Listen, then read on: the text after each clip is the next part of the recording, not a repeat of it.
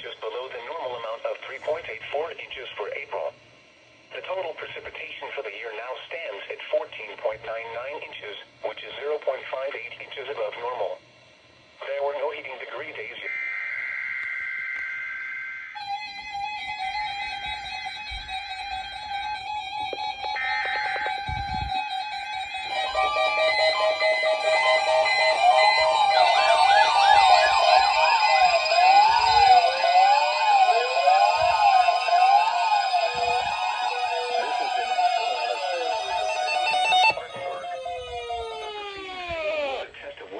Station WXL70's public warning system.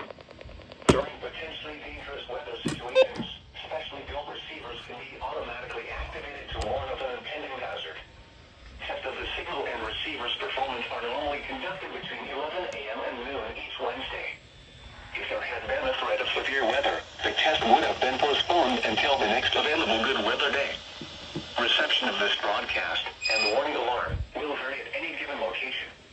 This variability, normally more noticeable at greater distances from the transmitter, can occur even though you are using a good quality receiver in good working order. The warning alarm will be activated for hazardous watches and warnings.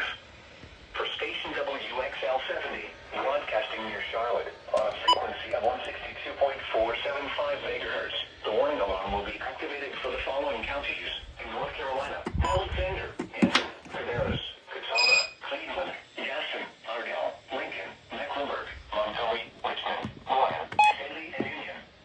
In South Carolina, Cherokee and York. This concludes the NOAA Weather Radio.